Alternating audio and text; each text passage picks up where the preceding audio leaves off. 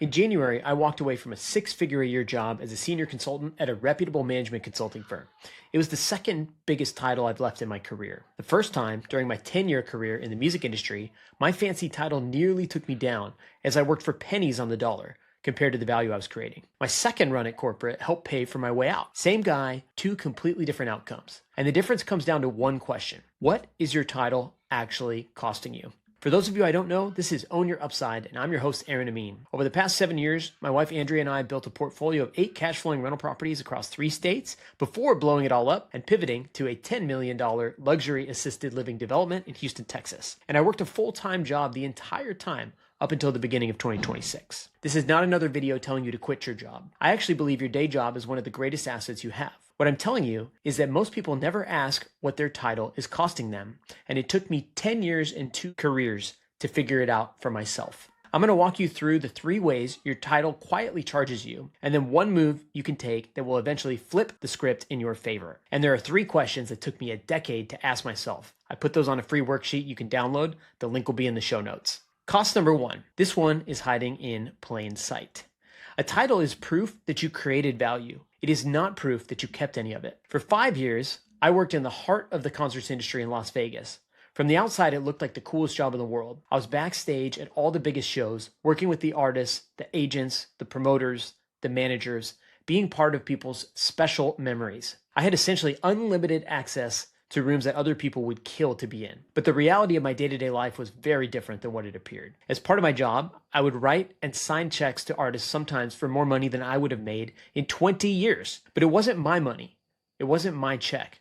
I was just the guy holding the pen. So one night, after writing another one of these big checks, the realization dawned on me. My employer was the one that benefited from all the margin of these shows. The venue got their fees and ancillary revenue from all the food and beverage. The artists got an enormous guarantee and a percentage of the back end.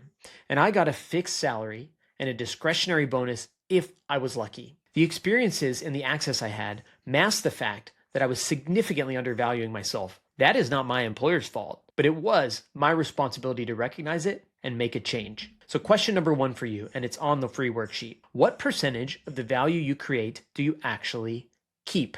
My guess is if you're listening to this show, you are likely undervaluing yourself compared to your potential. Cost number 2, the math gets worse while you get better. We live in an inflationary environment right now, and currency is being debased at extraordinary rates. Putting all that macro stuff aside, even simple things like homeowners insurance have gone up 9% on an annualized basis over the last 5 years. We are all playing from behind, and a 3% cost of living increase won't even keep pace. For us, that math got very real very fast. We had 3 kids in the course of 25 months. And yes, that includes twins if you're doing the math. Daycare for 3 kids where we lived at the time in Washington State was going to be $7,400 a month. For context, that was more than double our mortgage. In the 4 years leading up to having our twins, I had literally doubled my salary, and it still wasn't enough. I was exceeding expectations at work, building great relationships, delivering results for our clients and our team. On paper, I was doing everything right. Yet still, every year I succeeded, we were quietly falling behind. Cost number 3, the status paycheck. Status is the currency that day jobs pay you with instead of ownership. And some industries will tell you that out loud.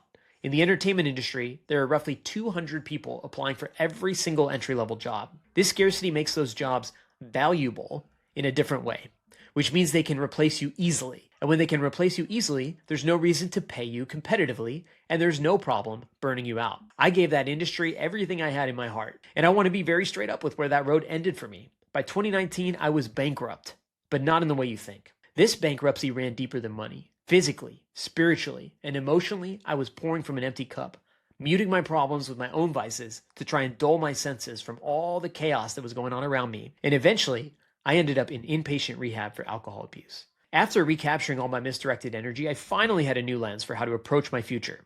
We bought our first rental property in 2019, and our second and third together at the beginning of 2020. We were starting to build true ownership to counteract that value to earnings gap that I had noticed with my employer and could now see clear as day. Then in March 2020, COVID descended upon the whole world, and the concerts industry evaporated overnight, along with the 10 years I had invested into that career path. After months of scrambling and scouring my network, I was able to find a role at a mid-sized consulting firm, and I started the next chapter of my career. The same skills, logistics, negotiating under pressure, managing contracts, Navigating difficult personalities and egos, not to mention managing multi-million-dollar P&Ls, translated directly into consulting. I traded the status and perceived value of being under the bright lights in the arenas for actual reciprocated value through my consulting career.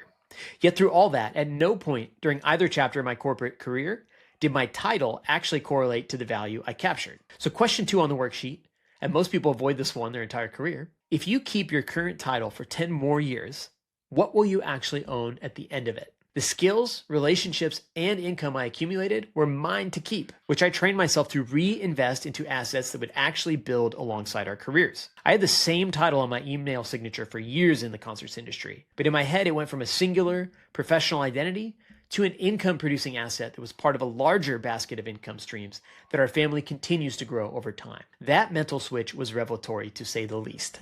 Our careers and the income they produce now motivated us to buy more assets. Once you see it, you can't unsee it.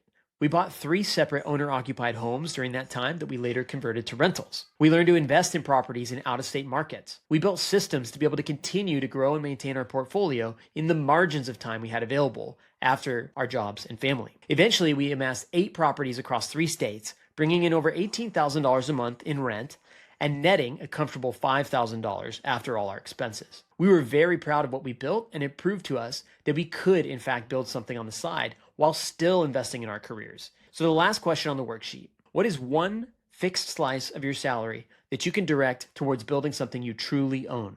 Now, let's bring it home with 3 quick insights to write down and remember. Number 1, a title is proof you're creating value, not that you're keeping it. Number 2, your 3% cost of living increase is not going to cut it. And number 3, status is the currency that a title pays you, which is not the same as true ownership. You can grab the quick worksheet from the show notes below to help process these prompts and remember what you learned in this episode. It'll take you less than 5 minutes to fill out. I know how valuable your time is, so I will never suggest doing something like this unless I believe you can get an outsized return on the time you spend. And once you apply this new lens cleanly, the next question is obvious. When is it actually safe to leave your job? I made a whole video breaking down the exact number that told me it was go time. It's right here. I'll see you in that one.